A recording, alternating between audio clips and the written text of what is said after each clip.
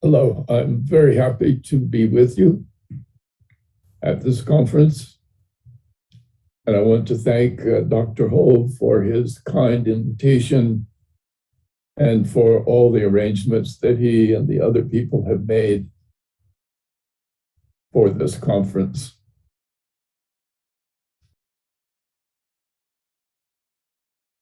The COVID virus came upon us. In a matter of weeks, it became an official pandemic. That is, it went from a virus which was being spread, which is an epidemic, to a situation where the virus was found worldwide, a pandemic. This rapid spread alerts us to one of the important facts of contemporary life. We travel by air, and distance that once took many weeks on a sailing ship now take hours from our large cities to the most remote islands. Since the first appearance of COVID, the landscape of life has been transformed. Almost every aspect of life has been altered. Education, relationships, jobs, the future. We are all facing new circumstances. Our societies are in many ways ill-equipped to handle major upheavals, such as a pandemic or violent weather that seems linked to climate change, unprecedented inequality of wealth distribution. It's not as if this pandemic is unprecedented in human history. From the earliest histories, we are told of disease that shatters the norm and results in a restructure of society and culture. As you see from the image, the so-called Black Plague, bubonic plague of the 14th century, still holds the title for the largest percentage of people killed by its microbe. So we should not be surprised that pandemics arise. They are a common feature of history over the centuries.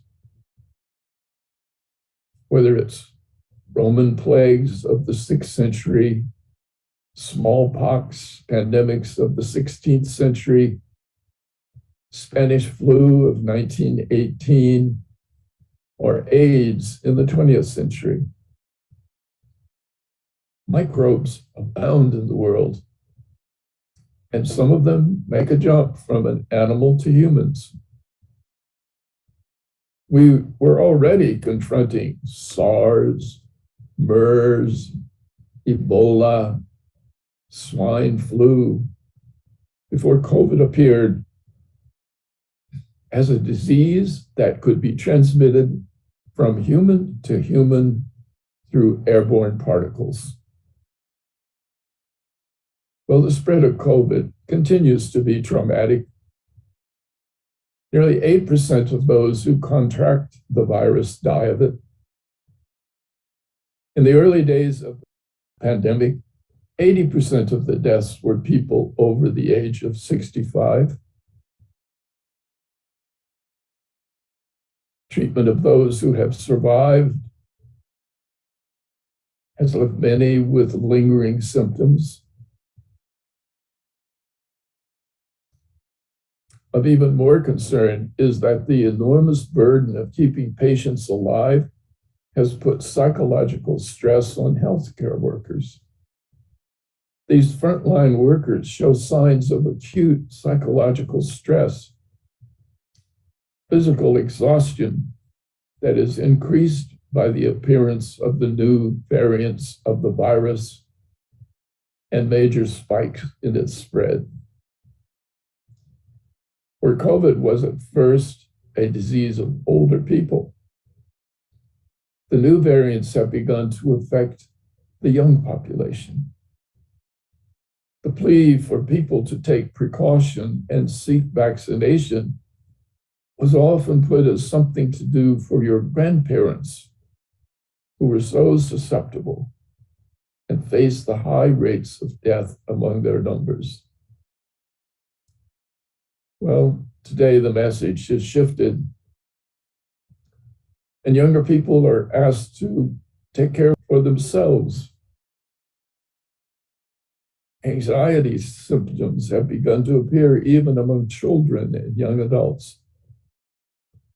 Lockdowns and closure of schools and businesses still affect every aspect of life. The ripple effect from these disruptions are expected to be felt for years to come. Well, I'm asked to take this data and make application to Buddhism and explore what answers or solutions are offered by the tradition. As I tried to think of what to say to you, my thoughts turned to the events in Shakyamuni's life. He was living a life of privilege, young, healthy, handsome, wealthy, beautiful wife, first child, a son. And his chariot was something to behold as he rode with pride through the streets, an ancient equivalent of a Lamborghini. However, his protected life had left him unaware of reality. How does one tell such a person that they are vulnerable to life when their whole experience has been a sense of entitlement and arrogance bred from strength and ease? Penetrate the shell of experience that has been built around such a young person requires some major impact that is beyond their ability to ignore. The powerful impact needed in such a case cannot be manufactured or faked. It has to be tied to a natural and inevitable force. Well, for Shakyamuni, it started with the jolt of the three great messengers: illness, followed by old age, and finally death. As he rode through the crowds of people from his platform of superiority, that is, his magnificent chariot, we are told that for the first time, he spotted the messengers, and he would never be the same. As we look back on life before COVID, we see that we as a global society had begun to feel complacent, sure of our ability to handle any situation, accumulating great wealth for a few, uncaring for how our actions affected the environment. We were living much as Shakyamuni did as he rode his fancy chariot through the streets, with only a thought for himself, the belief in his abilities to deal with whatever life brought. Now, such a state of being does not mean that Shakyamuni had overt hostility or that he did direct harm to those around him, or that he had a complete lack of compassion.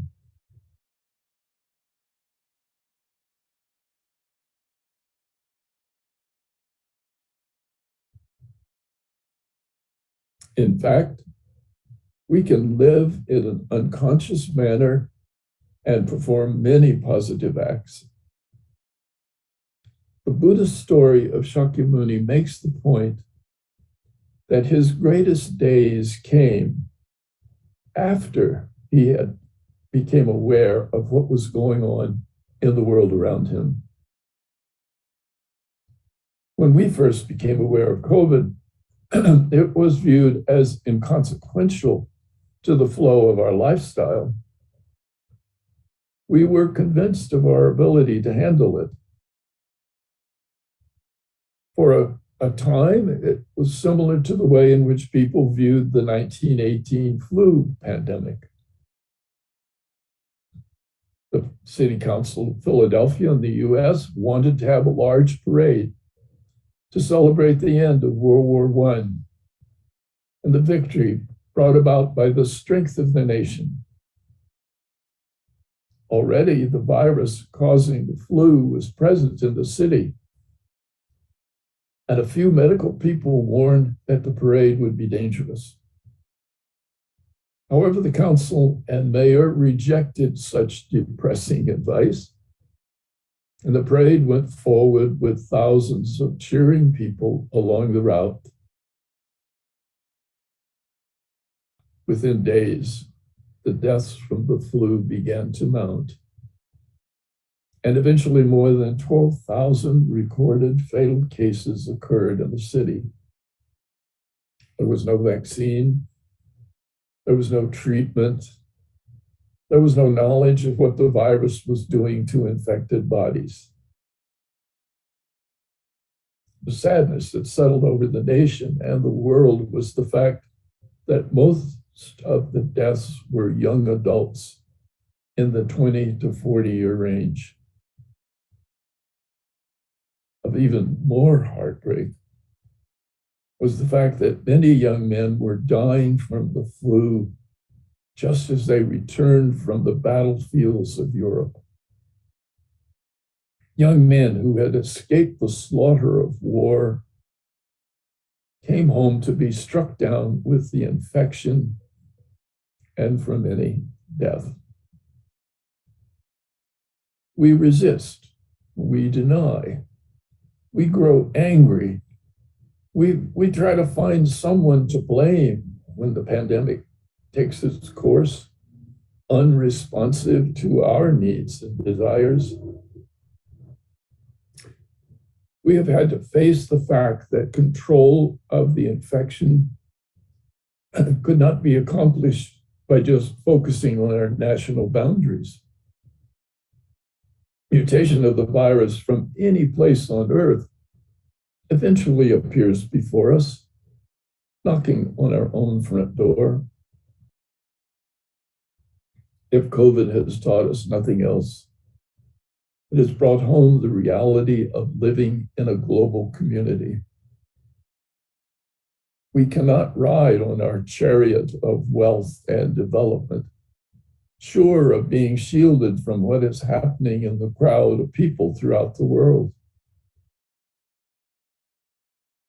Well, Shakyamuni rode through his city, saw the messengers, and though it saddened him, it also awakened him to the truth. Well, we too ride through our cities that are filled with millions of people. Humans are congregating in cities and more live in them than in rural environments.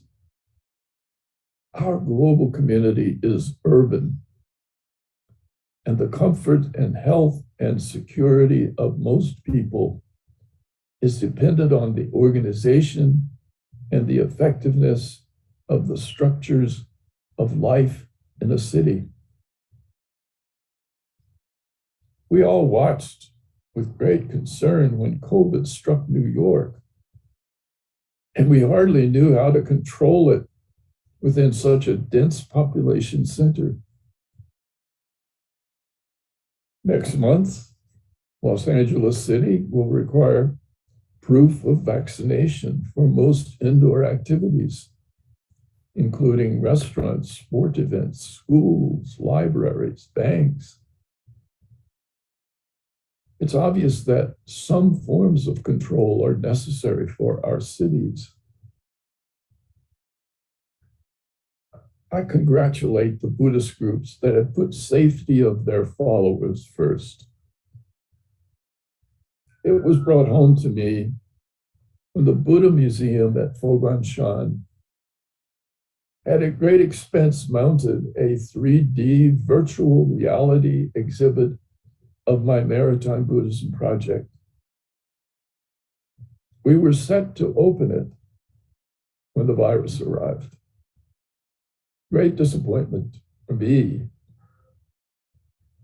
but an example of the compassion on the part of the museum that treasures life over exhibitions of treasures.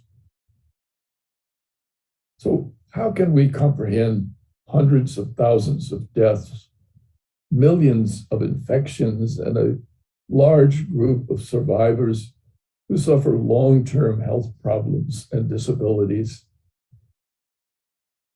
What is the message of illness, old age, and death? Should we even allow ourselves to be burdened with such depressing data? Shakyamuni was shocked out of his complacency by what he witnessed in the crowds, sick people, old ones, and even dead ones. His first move was an attempt to understand what he saw. So he asked his older attendant, are these things that happen in certain families? Are there people who are susceptible to these afflictions? The answer was, no, this is not limited to those who are weak, poor, marginal. It is a reality that affects every human. One can hear Shakyamuni saying, you mean this could happen to me? I'm young and strong and wealthy. Surely I am immune to these unpleasant features that I see in the crowds.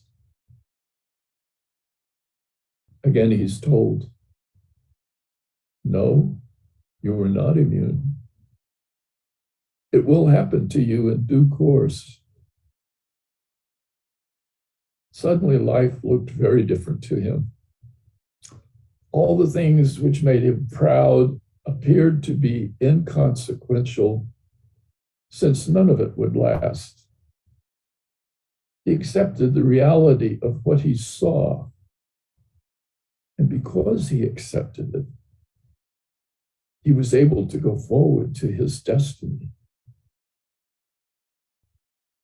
COVID forced us to see that the problems of life have been with us, but we didn't have to pay attention, or so we thought.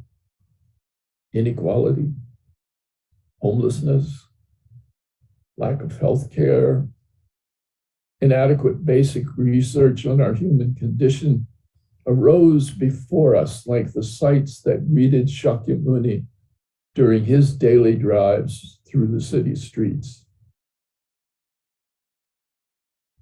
Wealth inequality on a global scale is truly shocking.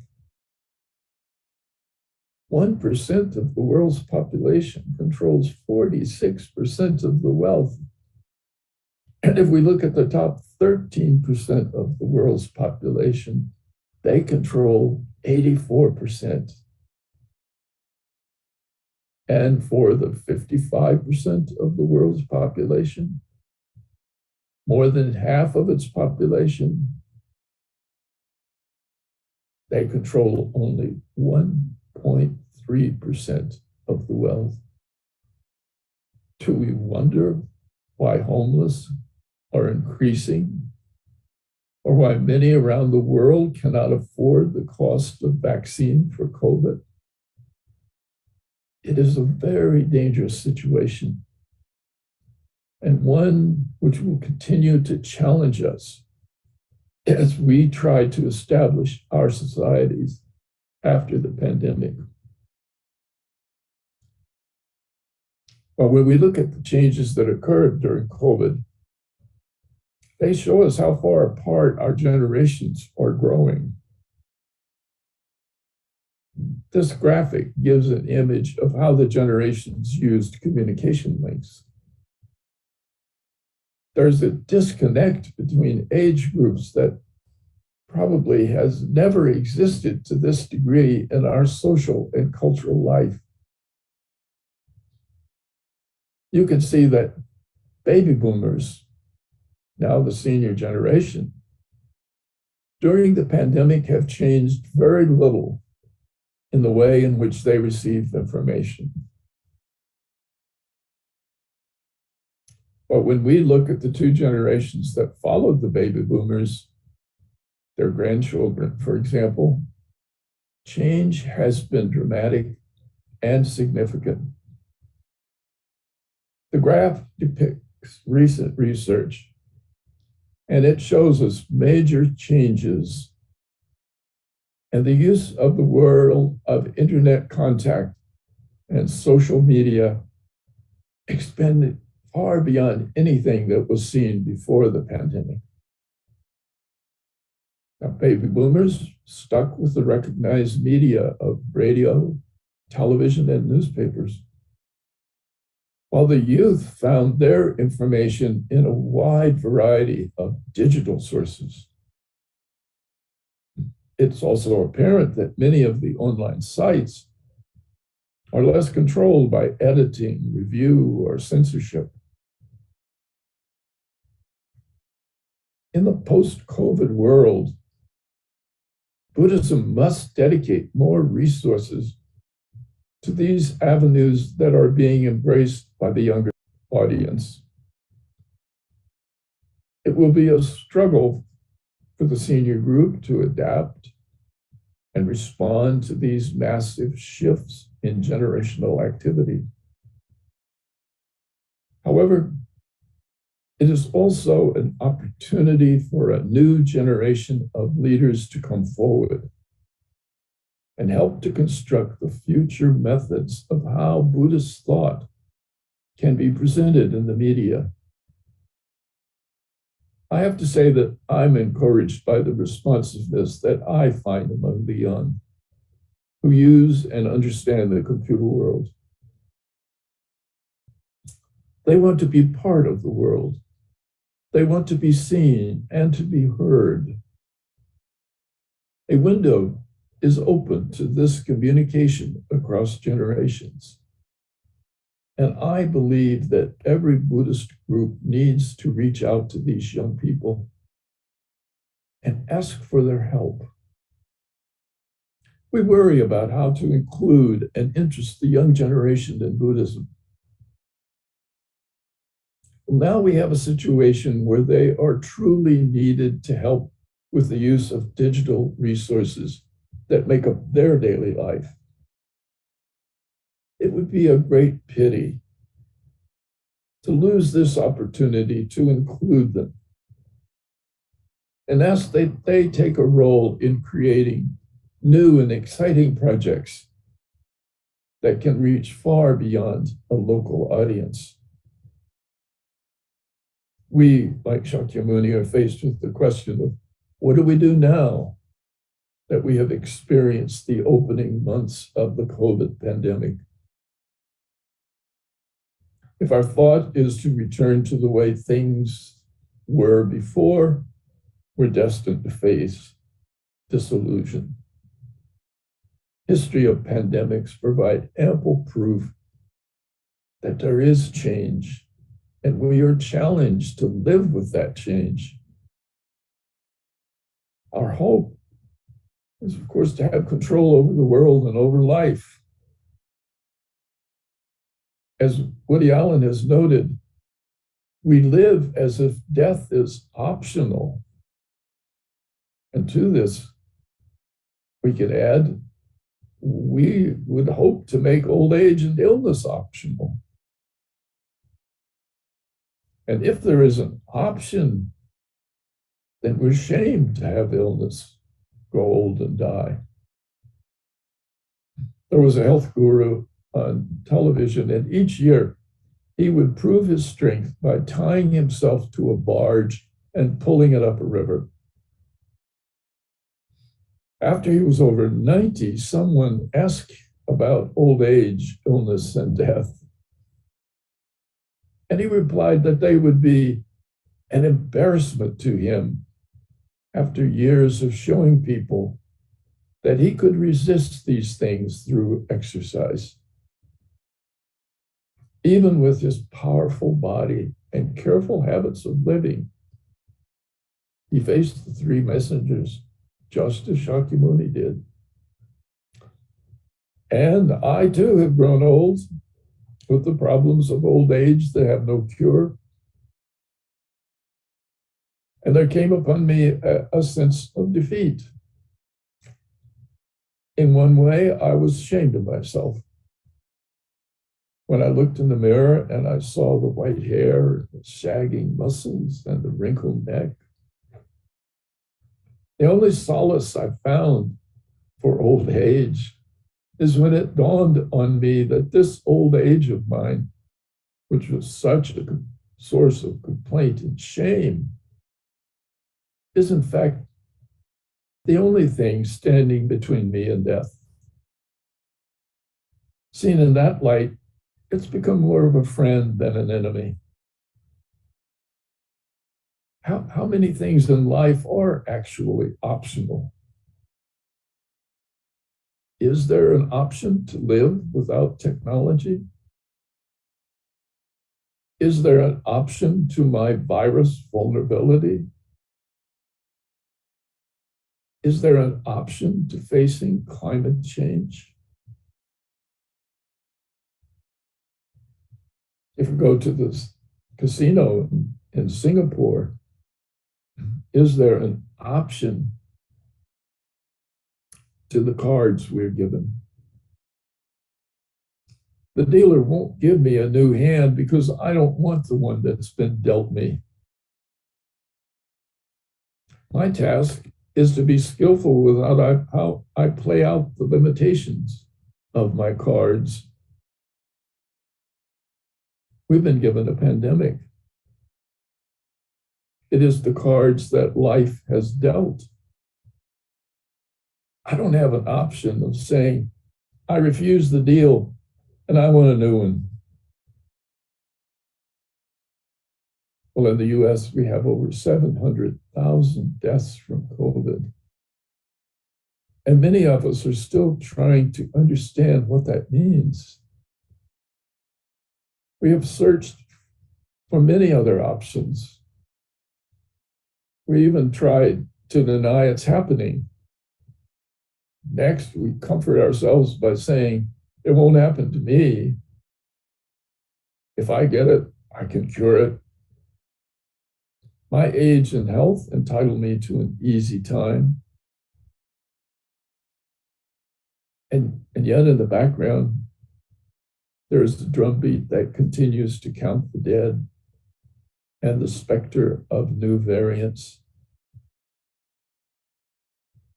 How then can Buddhists relate to this time of so much illness and death? The Dalai Lama once said that compassion can only be experienced between equals. We are all vulnerable, all of us vulnerable to illness, old age, and death. All of us to the three poisons of greed, hate, and delusion. All of us to fear, suspicion of others' motives, worry about our own weaknesses and shortcomings. We are equals in the face of COVID, climate change, social problems. When we realize this, we open the door to compassion and calm acceptance of the way things are and the insights of what is possible. Well, it can all seem overwhelming, and even wisdom can be seen as a source of pain. In the Jewish tradition, there are those who keep a spice box that is filled with fragrant, sweet smells. When life seems too much, you can open the box, and the smell reminds you that there is hope, there is courage, there is joy in living. We Buddhists have the practice of lighting incense. Sometimes it's totally directed to a ritual use. And we forget that the smell reminds us of the Buddhas and Bodhisattvas. and the knowledge that we possess the basis for enlightenment, the basis for understanding that allows us to deal with a changing world, with illness, old age, and even death. We need the comfort that incense can give us. Years ago, I went to Bali and was invited to a dance in which the performers went into a trance. When the dancers appeared, they gathered in a group, and one leader lit incense and passed it by each dancer. They had trained their minds to respond to the fragrance of the smoking and to immediately go into a trance state. Ever since then, I've had a private belief in the power and use of smell. So when you next light incense, let it give you some assurance that there have been Buddhas and Bodhisattvas in the past, and there are still those who can help and support us in times of crisis. While I know that much of what I've said seems to be distressing and a bit overwhelming, Buddhist tradition continues century after century to still tell the story of the three great messengers that came to Shakyamuni. If one could ask him about that experience, would he say that he was sorry it ever happened? Sorry that he saw illness, old age, and death? I think he would smile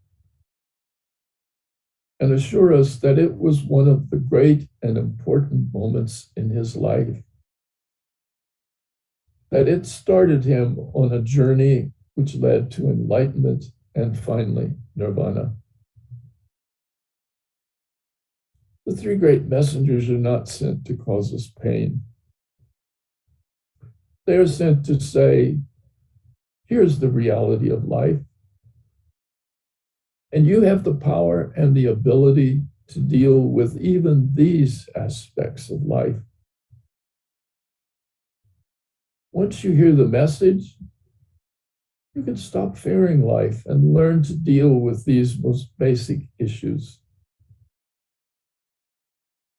COVID has been a messenger, and we've seen people respond and grow and become stronger. People who were never tested to this degree, such as healthcare workers, have learned that they can be far stronger than they knew, that their compassion can help sustain them. And scientists have been able to give us the great gift of vaccines in a remarkably short space of time. Who knew that our societies were strong enough to live through months of isolation, interruption of every aspect of our careers, our children's education, and the fear of illness or even death? We've done remarkably well given the nature of the pandemic. Buddhism has also shown us that it is flexible and responsive to challenges, that it can function in a world of crisis. It has not collapsed or disappeared because of these hard times. Well, now that we're beginning to open up our world, I hope that we will not just go back to the norm. Rather, that we will be like Shakyamuni, taking new directions, striving for goals that we never had before, embracing life in all its aspects, strengthened by our ability to hear the three great messengers and possessed of the strength to live life to its fullest. Thank you very much.